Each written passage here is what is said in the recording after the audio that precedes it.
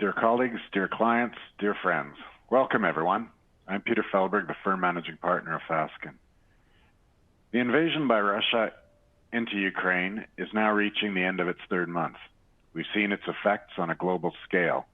Massive dislocation of people from Ukraine, incredible human suffering, and a war that seems to have neither a legitimate purpose nor a clear outcome. We've seen a remarkable display of resilience by the Ukrainian people and a surprising weakness but emerging brutality in the Russian attack. We've seen the West galvanized in its support for Ukraine with unprecedented sanctions on Russia and certain Russians, and with escalating arms support to Ukraine from NATO countries. We've seen Finland and Sweden react by application to join NATO, Switzerland emerge from total neutrality to support sanctions, and Germany finally picking a side. But we've also seen China quietly support Russia, and many countries simply stand aside. We've seen an incredible display of generosity from Poland and other countries as millions of Ukrainians are absorbed into homes and families. On a human scale, here in Canada, many of us have been touched personally by the war. As the beneficiary of waves of immigration from Ukraine over the last century, Canada finds itself again the beneficiary of refugees. Many of us also have friends or relatives in Ukraine who are living through the trauma. Many businesses are having to make difficult decisions about operations in Russia, and are having to address the need to do the right thing with the reality of protecting their colleagues on the ground in Russia from backlash and danger. At an economic level, the sanctions affect all of us, and the energy picture will clearly darken in Europe as the war continues and another winter approaches. The news about the war is constant, and with all news about war, the truth is elusive and difficult to find, not only about events on the ground, but about the bigger picture. Many questions remain. Questions about Putin's resolve, his health, stability, and whether he can continue to hold his place in Russia with what looks like a massive miscalculation unfolding on the ground. We wonder whether nuclear war is a real possibility. Will Putin risk the deployment of tactical nuclear weapons in a country where the winds blow to the east? The economic picture is also unclear. Who are the winners from this? Who are the losers? We also question the broader geopolitical implications. The relationship between China and the U.S. is clearly affected, but where are Xi and Biden in all of this? How strong is the relationship between a traditionally xenophobic Russia and China, and who is now the big brother in that relationship? Are there limits to the relationship with no limits? How does the war affect the parts of the world that are neither the West nor clearly allied to Russia? To help us with these and other questions, we're fortunate today to have with us Leahy, a Canadian diplomat with a distinguished career in Canada's Foreign Service, who in conversation with our own Raymond Chrétien will discuss the invasion of Ukraine and its fallout in the world. Together, they will cover the geopolitical, diplomatic, and humanitarian aspects of this conflict, together with its impacts on other countries. I'll turn things over to Raymond Chrétien to introduce Ms. Leahy and to start the conversation, which will be in English and in French. Raymond, for anyone who does not know him, is a partner and strategic advisor to the firm and is the former ambassador of Canada to Mexico, France, the United States, Belgium, and the Congo. Over to you, Raymond. Merci beaucoup, Peter. Thank you very much, Peter. Before I introduce Anne Leahy, our guest speaker today, just a few words about the logistics of our event. After our conversation, there will be a Q&A period, and if you're interested to ask a question, you just have to write it at the top right of your screen. Also, this event will be recorded for our own website and further distribution later on. Now, a few words about Anne Leahy, our guest speaker. Anne was born in Quebec City. Elle a grandi dans cette ville. Elle a fait ses études primaires et secondaires dans cette ville. Later on, she went to Ontario, first to Queen's University, where she obtained a bachelor's degree in economics, and then to the University of Toronto to get a master's degree in economics. She joined the Foreign Service of Canada in 1973. Over the years, she held a number of positions, both at headquarters in Ottawa and abroad. But early on, she kept her interest and developed even more her expertise in European affairs, especially East European affairs. And this is what led her to be appointed first as our ambassador to Poland and then to Russia. She was then the first woman ever appointed to this important and delicate assignment. Anne is fluent in Russian and is considered one of our best experts on Russian issues. Today, she is the real expert. I'm not. I've never served in that part of the world. So therefore, instead of answering questions, as is usually the case, I will ask the questions. Alors, avant de passer à ces questions, une petite parenthèse, a short parenthesis, just to complement what Peter Feldberg just said in his extremely good introduction. Today, we're going to talk about the war between Russia and Ukraine. It's 3 months old, likely to drag on for months, perhaps years to come. But this war takes place also as we live with our new reality of COVID-19 that has already caused millions of deaths around the world, including 40,000 here in Canada. But on top of that, the climate change crisis is getting worse by the day, and major changes will be forced upon us if we want to avoid a catastrophe. I've been involved with international issues for almost 60 years now. But it is the coalescence of these 3 major threats that makes me particularly nervous. I hope that I'm wrong, but this should be a serious wake-up call. Now, let's get started. I have many questions for Anne. I hope that you will have some too later on. My first question, Anne, is the following. The signs have been clear for quite some time that Vladimir Putin was not happy with the dissolution of the Soviet Union, not happy with the expansion of NATO to Russia's borders. Countries like Poland, Hungary, Belarus, Bulgaria have joined NATO now, despite assurances given to Russia at the time that this would not happen. I've read recently the summary of the conversation between Gorbachev and Secretary Baker of the United States. It's clear that a promise was made to the Russians at that time. My question to you, Anne, is the following. Why now? Why not 3 years? We have seen it coming for years. Why not 3 years ago? Why not a year from now? Why now? Merci, Raymond, and thank you to Fasken for the invitation. Raymond and I are both members of the Canadian Retired Ambassadors Association, so I'm happy to be able to remind people of our existence as a source of a lot of expertise, actually. So why now? One of the best experts on Russia is Fiona Hill, the American who was once in the National Security Council. And I like the elements that she brought forward. It was evident that something military was underway already in November, December. And that's when it became clear to those in the know that something would happen. But why then and not last July or 2 years ago? I tend to see this as a convergence of a few facts. And you haven't heard this name perhaps in a while, but I think Donald Trump had something to do with it when he negotiated a withdrawal from Afghanistan. And that, I'm sure, was interpreted by President Putin as a withdrawal of the U.S. From its involvement, let's say, in various parts of the world. So then the messy way in which the exit occurred from Afghanistan probably showed Putin that he was right to think that the U.S. were perhaps weaker than they projected. That was something to be exploited. In retrospect, you can see the buildup of signals like this.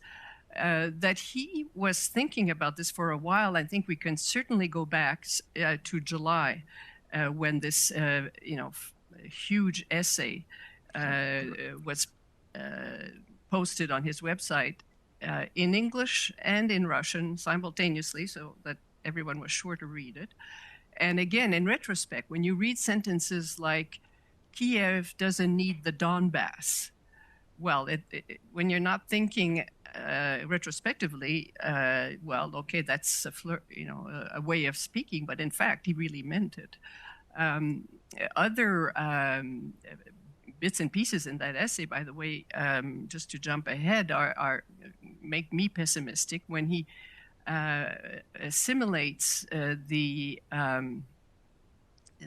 what he thinks is the destruction of the Russian identity in the sense that recognizing Ukraine as a separate country, a separate identity, is an anti-Russia move. He says that's the equivalent of the use of weapons of mass destruction. And if you know the military doctrine of Russia, they can retaliate, right? So he's really putting down some markers.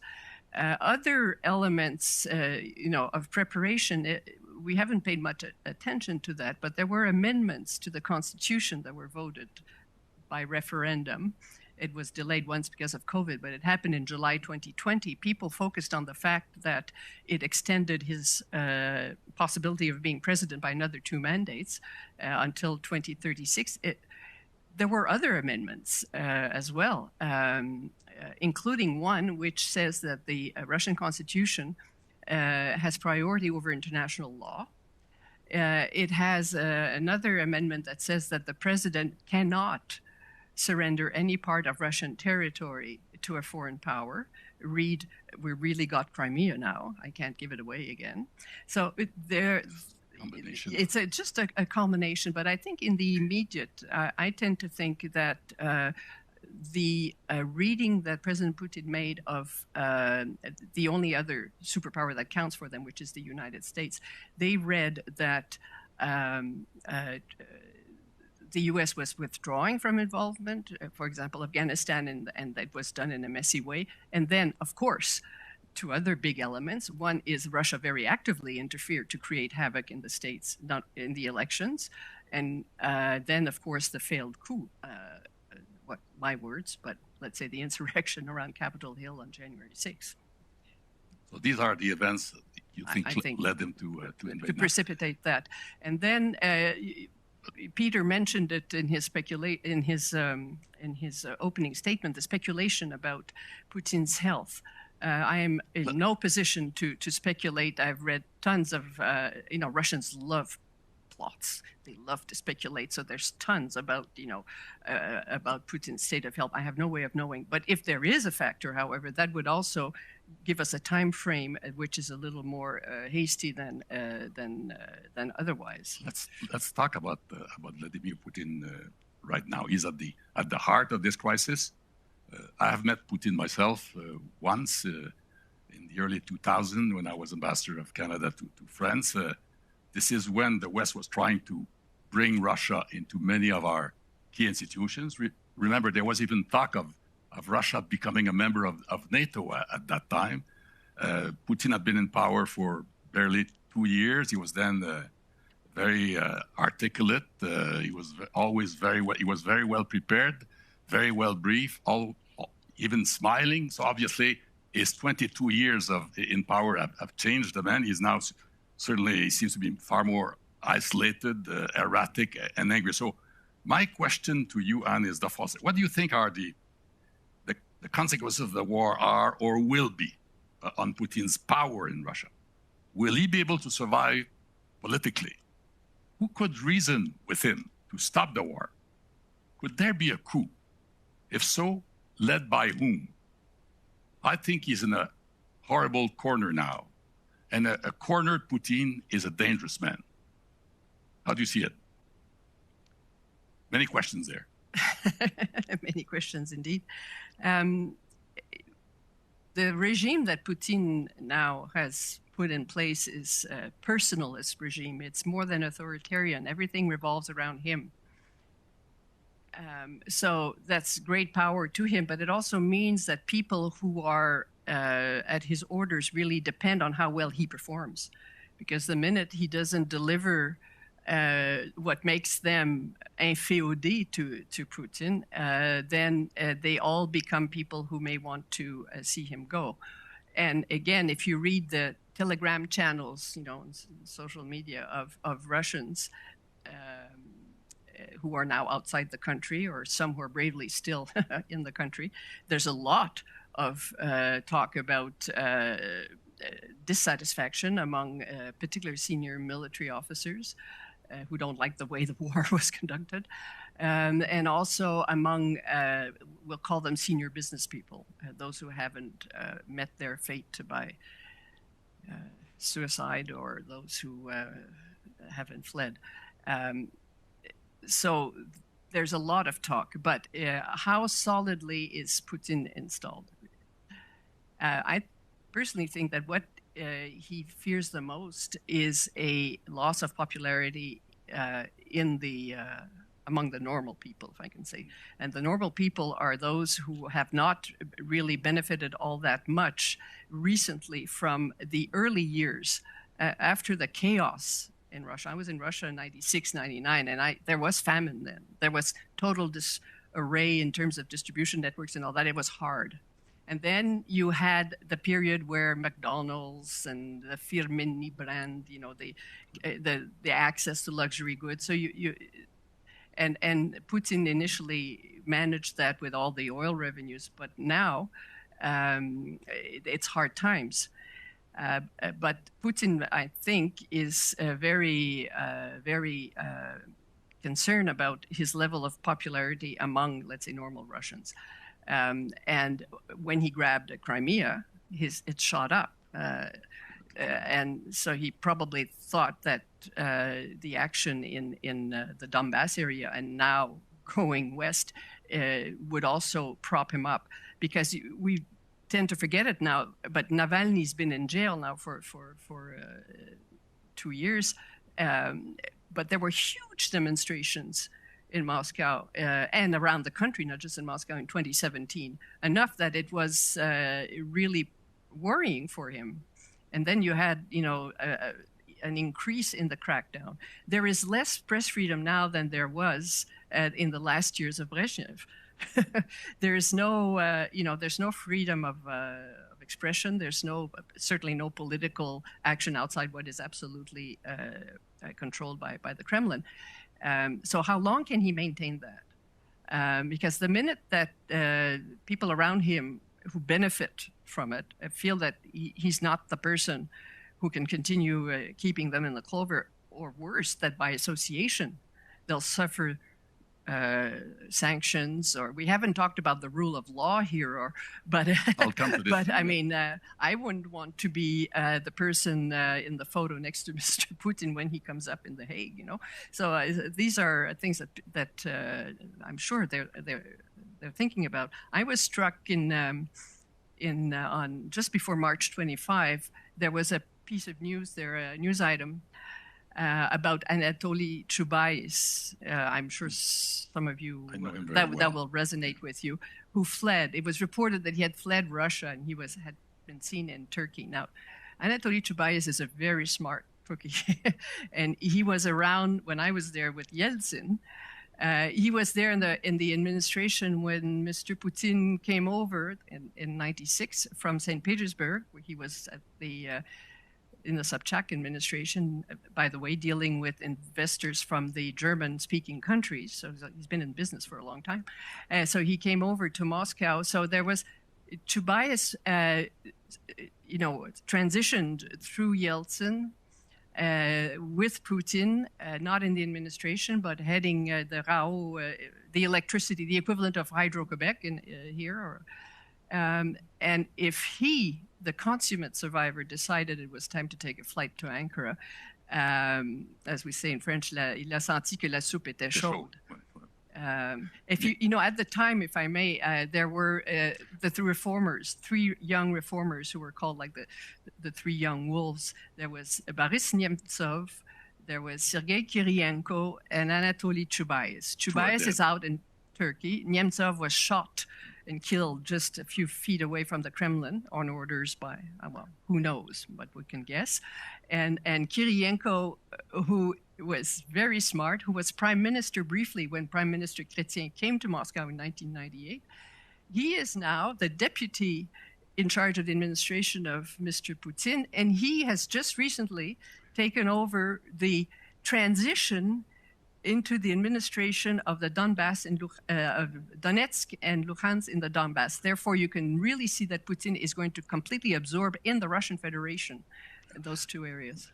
And there's no history of coup in Russia. The Tsars, you know, in the past usually ended their reign by being assassinated. Is there the possibility of a coup by the senior military in Russia if they see that the war is not going how it was supposed to go, and dangerous for their future. Do you see this as a possibility? Well, I think there are various ways to do a coup.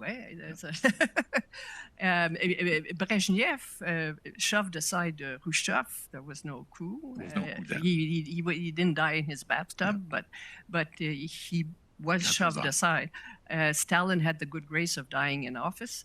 So you can't really... I mean, there was a coup. There was definitely a coup against Gorbachev. He survived it for a few months, and then the Soviet Union was dissolved. So there are various ways of doing things. Une autre question sur les valeurs maintenant. Western leaders talk about our values, democracy, respect for the rule of law, human rights. The Russian leader, Vladimir Putin, uses a totally different language. You have lived with the Russians. You have lived there. Can you compare our values and their values? Putin seems to be talking from a totally different script, and therefore the source of many misunderstandings. What about the values on both sides? That's the word I don't like, because it means so many different things to different people, particularly if you're talking about states. But having said that, there are 2 points I want to make. The first is, sure, Putin refers to Leahy, a Russian philosopher close to the Russian Orthodox Church. He refers to state civilization, meaning Christianity, Orthodox Christianity. Putin is a clever member of the KGB who rose to be a lieutenant colonel, mid-level, not high level, who therefore is just he's pragmatic. He's described himself as that, and he's extremely cynical, and he will instrumentalize what works.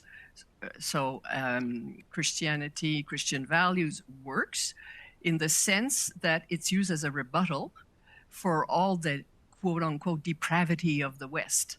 That's one thing. The second is that in terms of the Russian identity, the question of believing in one God, believing in the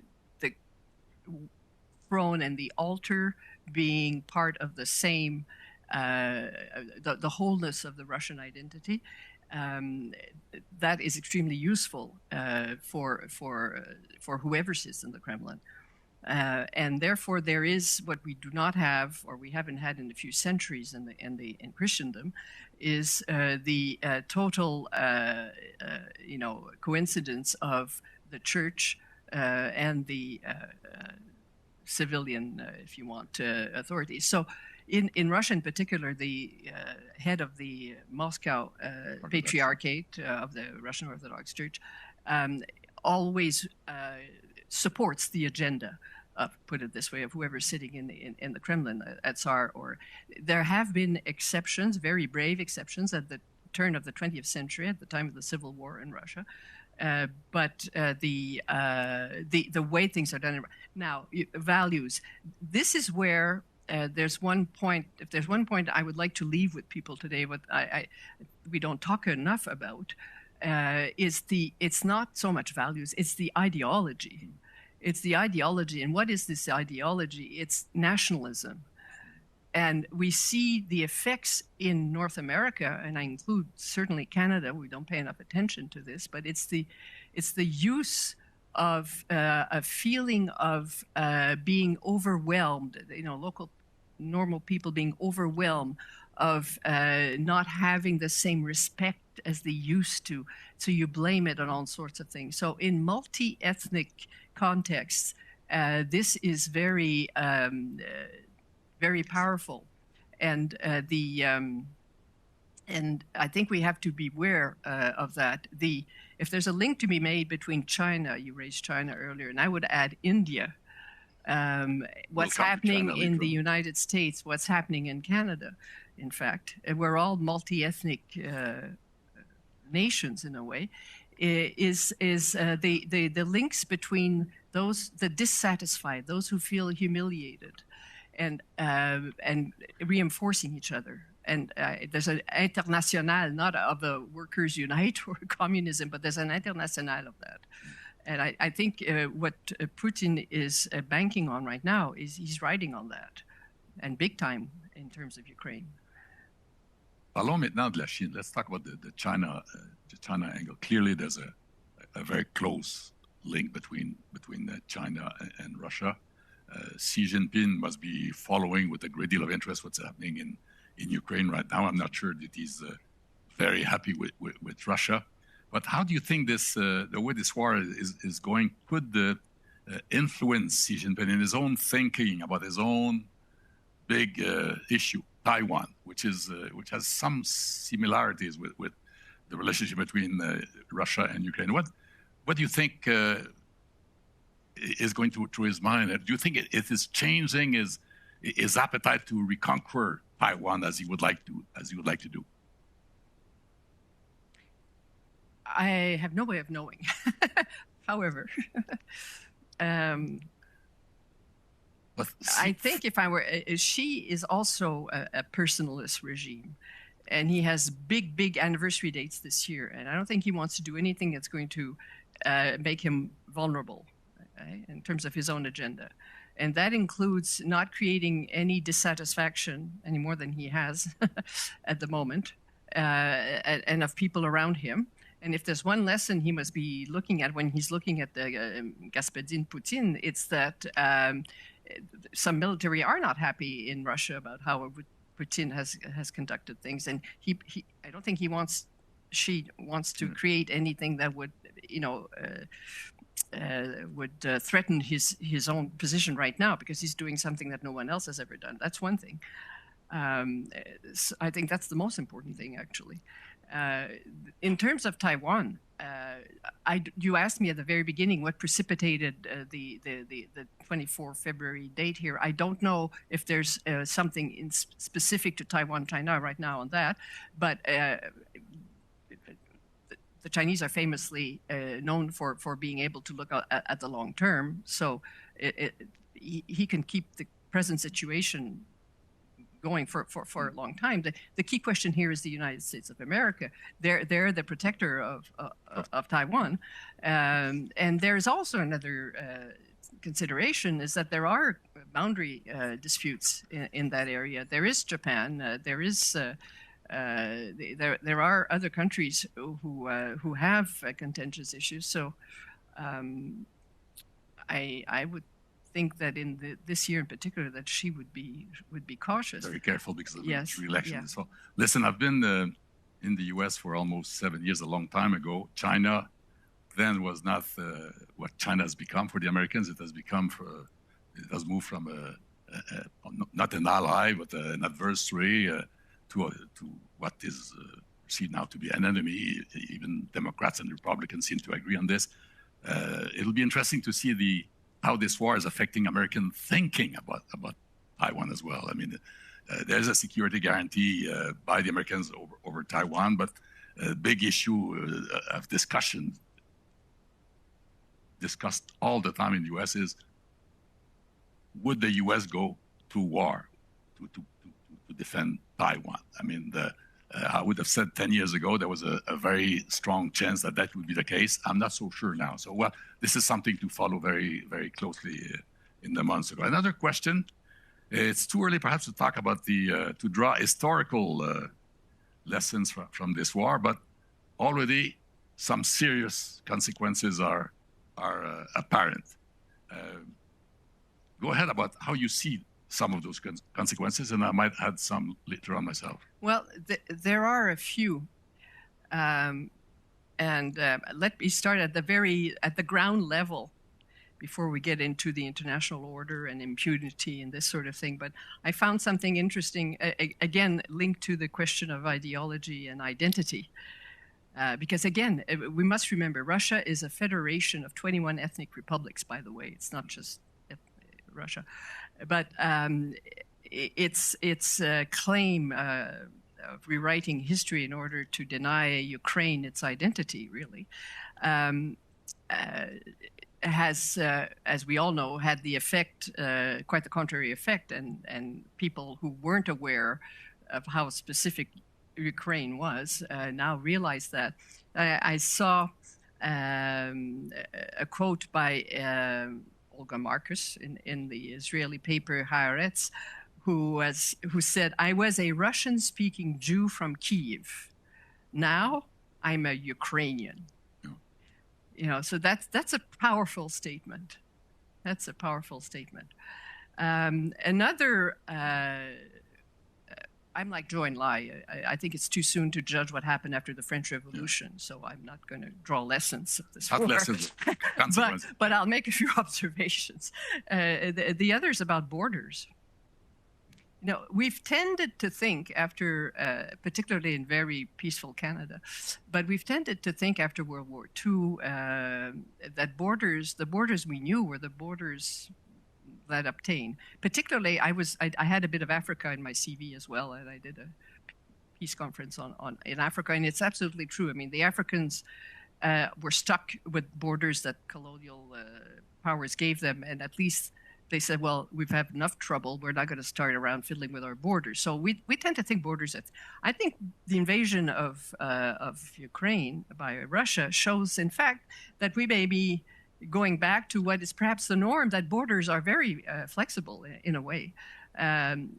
She would be a little old, but let's say a very old grandmother, Ukrainian, could have lived in the same village somewhere near the Buk River, the separation between European Ukraine and what the Russians think is their Ukraine, would have been in the same village and have 5 different names to the larger entity where she lived. So borders have moved. I think that's one of the lessons.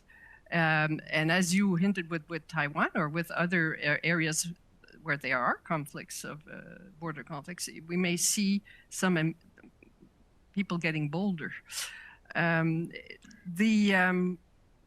Another impact is, I'll just name 2. You mentioned the perfect storm of climate change, and yesterday's report by the Meteorological Organization is another disaster coming. The perfect storm between climate change and COVID and the war, the war in Ukraine.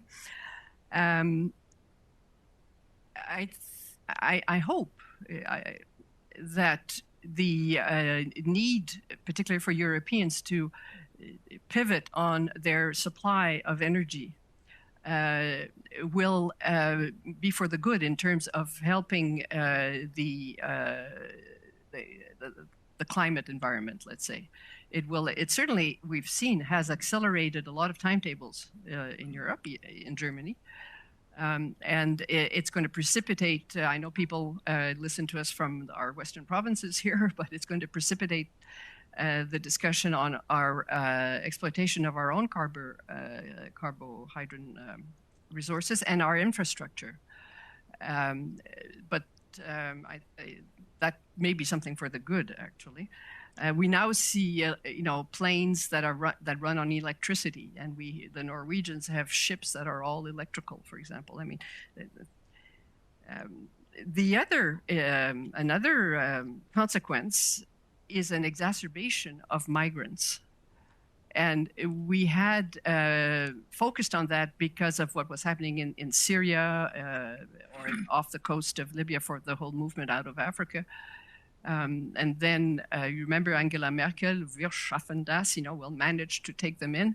And now, with Ukraine, you have at least 6 million, 6.3 million outside Ukraine, and internally displaced people, about the same amount. So that's a strain. That's a strain. That's in terms of the human cost. We tend to talk in statistics, but in terms of disrupted lives, it's huge. It's huge. And then finally, there's another aspect, and I'll link that to sanctions. We haven't talked about sanctions. How do you think they'll last? When do you think they could be removed? First, how long will they be effective? You see, they're effective in certain ways, but then they're already being contourné. You saw that first you had the Italian energy company, now you have a French one and a German one who came to a deal to be able to pay for their energy imports in rubles. They found, 2 bank accounts here and 1 bank account there, and we're not violating any sanctions. So people have read Éric Vuillard, L'Ordre du Jour, right? The companies that profited during the Second World War. I think the similar book will be written probably after this is over. But this is my segue into corruption. No one talks about corruption. Corruption is a huge, huge, huge elephant in all our rooms. And the reason Putin is the all-powerful master right now is because of massive scale corruption. And if we can disrupt the patterns of corruption, then this is how it will embolden some people to say we're not profiting anymore, so exit Putin. And here I'm not talking regime change, because that is really not the smart thing, but from the inside, you have the incentive of the people around him, the Russians I'm talking about. But corruption is something which plays everywhere and undermines sanctions. A few other consequences that are already very visible. I remember during my time in Brussels, which is about 25 years ago, Europeans were then talking about a European pillar for their security, and they didn't want to be dependent totally on the US. Now, clearly, there will be a new architecture for European security emerging out of this. We see the application of both Finland and Sweden to become members of NATO. So this is going to change a lot for European countries themselves. Most NATO countries, you have not mentioned that yet, but have already increased their budget to almost 2%, which is the aspiration, the norm for NATO countries. Even Canada has made a big move in our recent budget to increase our defense budget. So this is going to change a lot in terms of security arrangements in Europe and around the world. You have not mentioned also the food crisis. We feel it here in North America, but in some African countries, South Sudan is already starving. Somalia is a big crisis there. Ethiopia, countries in the Middle East, even Iran is going through a major food crisis. So this is not just the result of this invasion, but remember, Russia and Ukraine are both big exporters of. So this is big already. Let me make a parallel between the food crisis and the energy crisis. I think that it might be good because of the impact on the exports, not only of cereals but also fertilizers from Russia and Ukraine, and the impact on supply. The same way. And coming after COVID, I think we should look at the way the grain economy is structured. It's really 4 very major conglomerates who control the movement of fertilizers, seeds, and cereals. Is that a good thing? Probably not. So in addition to dealing with the immediate crisis, the World Food Program and all that, we should ask ourselves, is it time to return to a more fragmented or less oligarchic system of market in terms of food production? The other point, in terms of the consequence of this war, is because you mentioned, of course, Finland and Sweden. Everyone said, it's the contrary to what Putin wants. They're not in yet. No, the Turks are not very happy with this. Yes, and what that tells us, and I can't wait for Hungary to start asking about something. And now we have Croatia that started to have demands because they don't like the way the Croats are treated in the Bosnia-Herzegovina. It's the role, we talk about the multipolar world. Timakov, who was the foreign minister for a long time, talked about it. This is a major plank in Putin's worldview as well. But the multipolar world is not just like India, China, Russia, and US as 4 major poles. It's regional power centers. Again, a little more fragmented world. So Iran, Turkey, Brazil,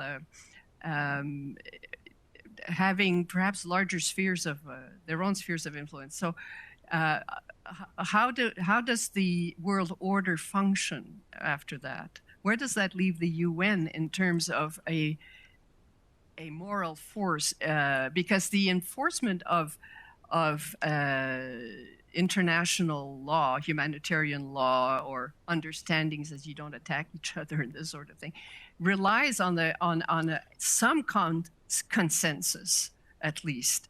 So how are we going to rebuild that if the consensus is broken down and varies according to the immediate regional interests?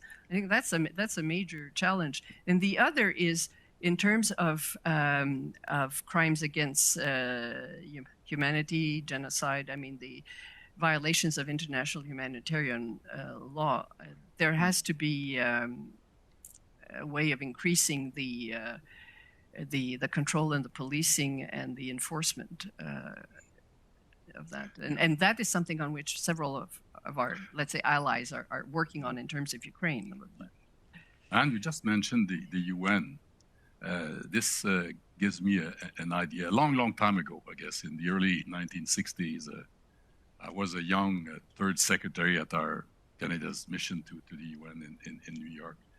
This is when the UN was playing really a pivotal role in the affairs of the world. It doesn't seem to be the case right now. It seems that the UN is not as, I don't know if it's vigorous or. I have to be careful here because we have an expert with Louise Fréchette in the room. She might disagree with me, but I mean, you saw the result of the last General Assembly resolution about the invasion of Ukraine by Russia. I was struck by the number of countries, not necessarily voting against, but abstaining. Obviously, not all countries of the world are seeing eye to eye on this issue. How do you explain this vote or the fact that so many countries are sitting on the fence? Is it an oblique critique of globalization? What's your reading of this? I think there are various explanations, and some are that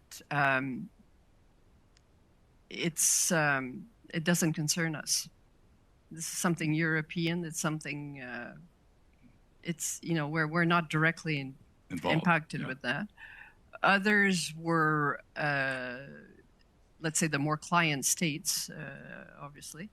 But I wanted to look here because what's interesting. It's a good point. The interesting thing were how the ex-republics of the Soviet Union voted, and And this is because Mr. Putin's immediate goal is to recreate, certainly, most of the USSR, going back to the historical lands, going back to the Tsar, actually. So that's Moldova, north of Kazakhstan, including and Belarus and Ukraine, of course. And so Belarus is no longer an independent country. It's been for a while. But Moldova, for example, who's the next on the list, if you want, they voted in favor of the condemnation. Yeah. So they're the only ones with Ukraine and Georgia. Of course, we haven't talked about Georgia, but that's the other SSR that lost two autonomous republics to Russia.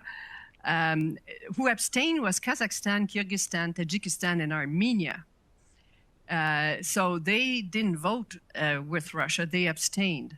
And those who found a way to go to the bathroom at the time and not participate in the vote are the clients: Azerbaijan, Turkmenistan, and Uzbekistan. Very interesting. Yes, yes, because they probably. You asked me about the lessons on it. They're looking at maybe next month or in 5 months from now.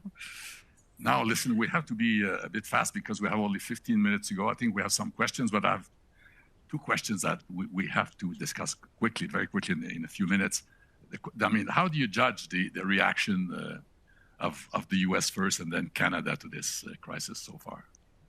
Well, I think the U.S. under President Biden has been playing a key role in taking a decision that is rather novel, which is to make public its intelligence, and thereby preparing public opinion, as well as others who read the cues. Canada has responded to the best of its means. And there are all sorts of people who criticize all the time, but I think what we don't see, the phone calls that Chrystia Freeland makes, or making her network come into play and that sort of thing, is as a diplomat, you and I know that that's extremely important, and perhaps doesn't get the credit it should. Yeah, but let's get questions. No, let's get questions.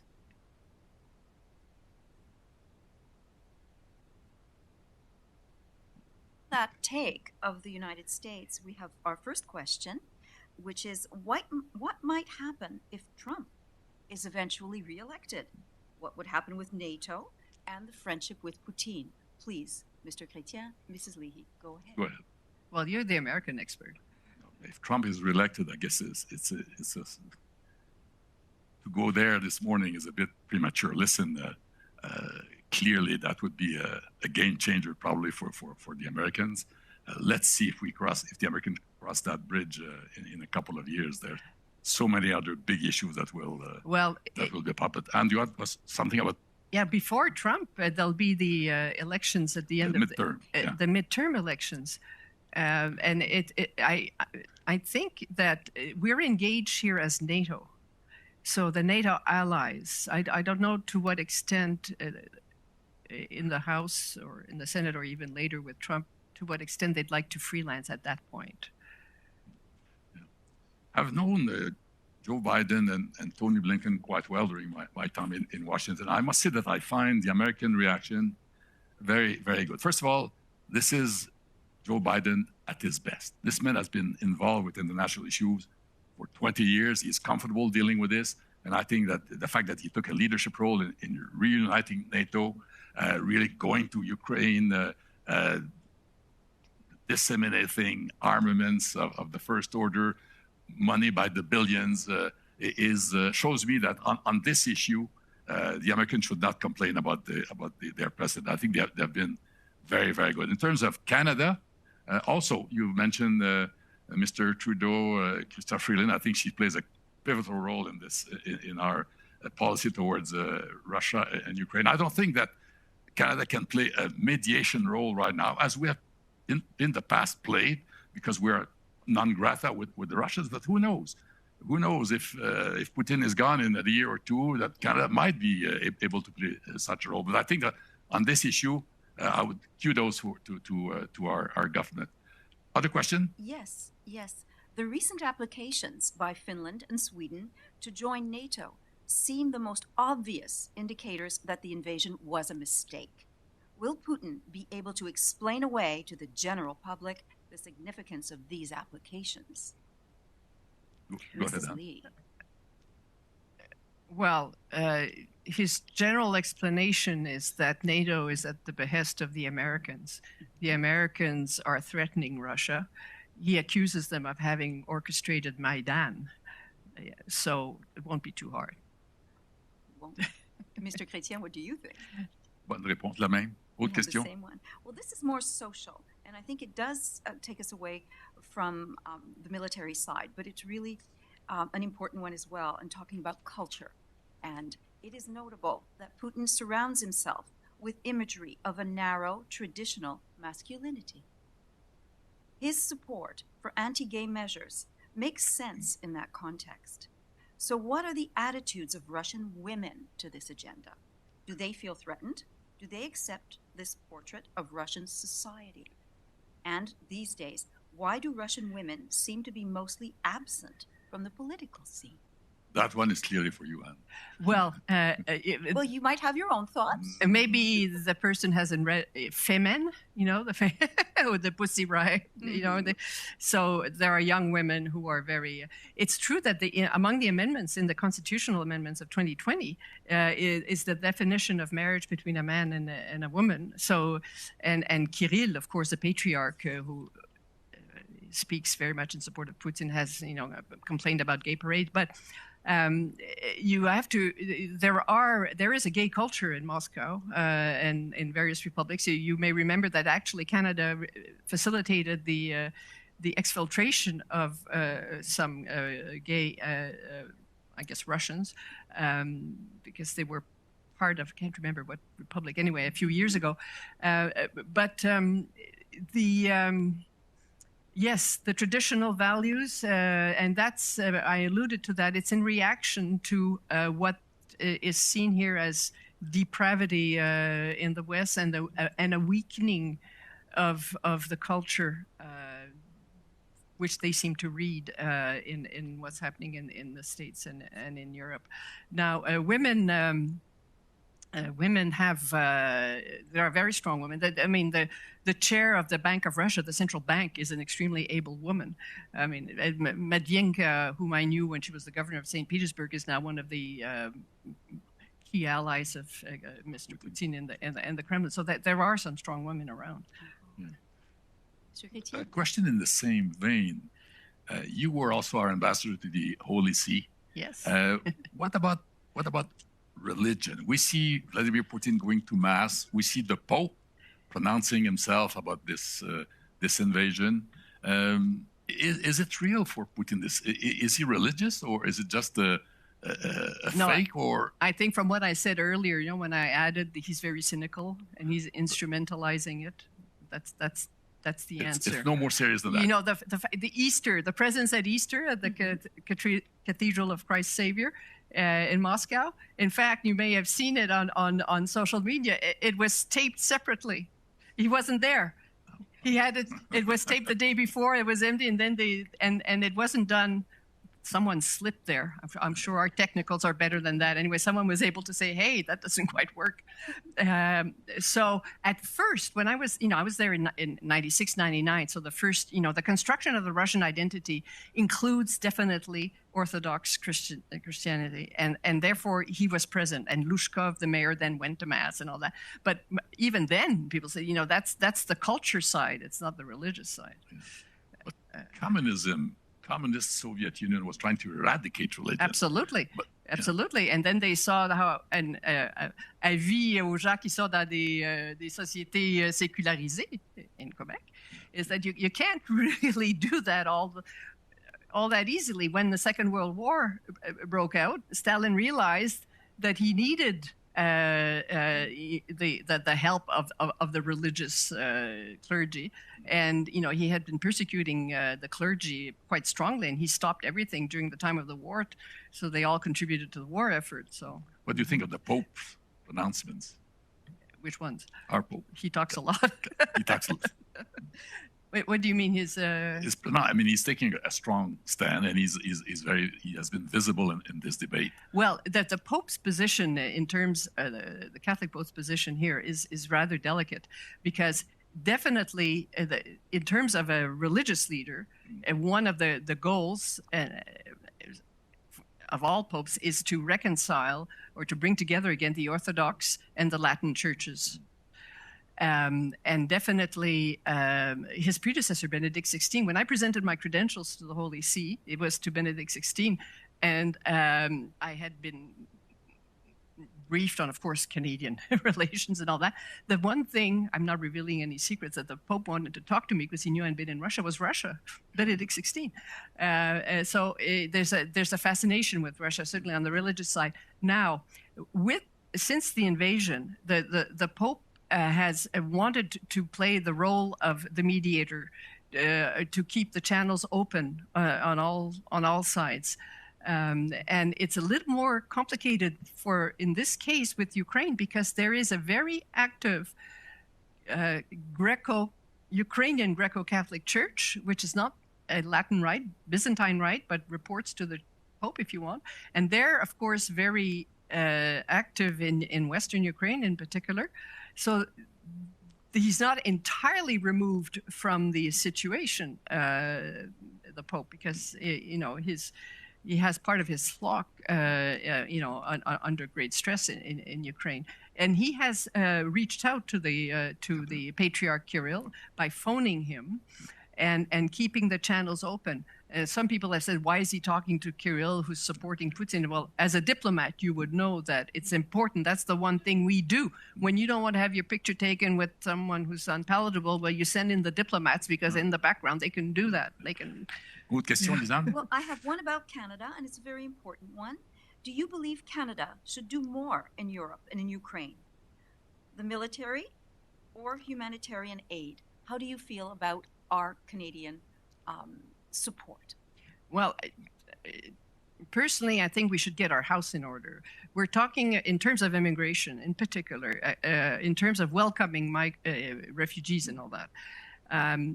When you hear the Premier of Quebec say, "Look, we can't absorb them. We don't have enough capacity to help people coming in," and then, of course, the scandal of waiting for 2 years before you are 5, horrible delays in getting processing. I personally know people who are in Poland, Canadians in Poland, who went to the border, got Ukrainians' family, and helped to process them, but it's a nightmare. And our people, and I want to say right away that because I was ambassador in Poland, but the current embassy there is doing fantastic work. I mean, they're working. They couldn't work, but it's the system, it's the backlog, and that's been allowed to degenerate. And so we should stop moralizing for a while and just get that house in order. And the same with military. We're offering this and that and the other, and that's great. And our Minister of Defense seems to be very intent, but the procurement system, for Christ's sake, is broken. It's black. So fix that.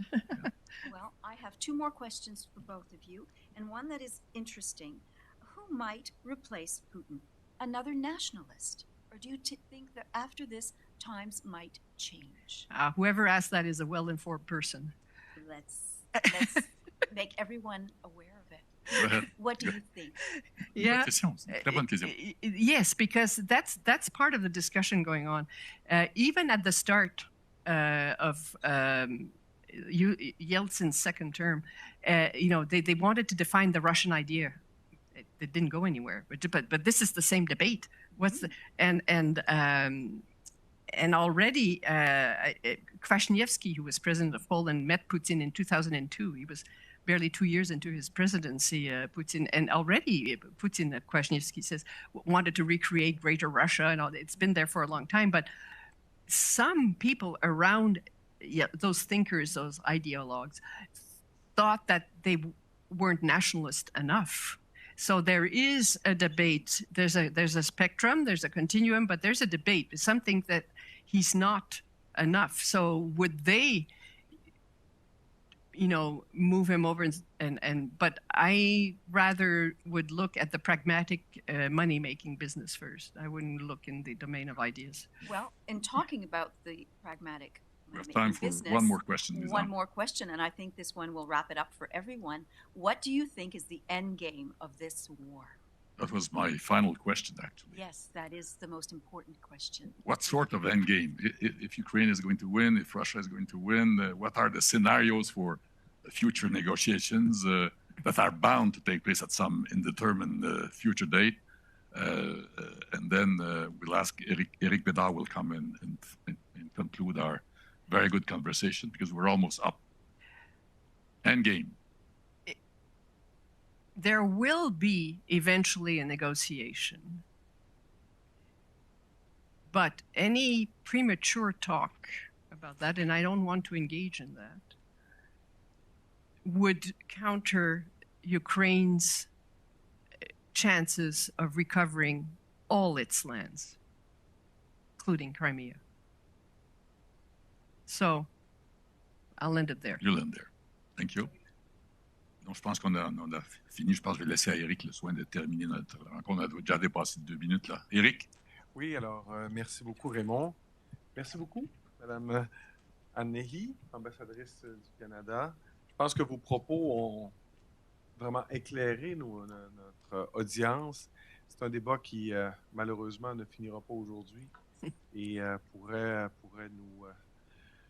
nous garder très alertes pendant de nombreux mois et surtout aura des impacts pour des années et des années à venir beaucoup plus proches de nous que parfois on est appelé à le penser.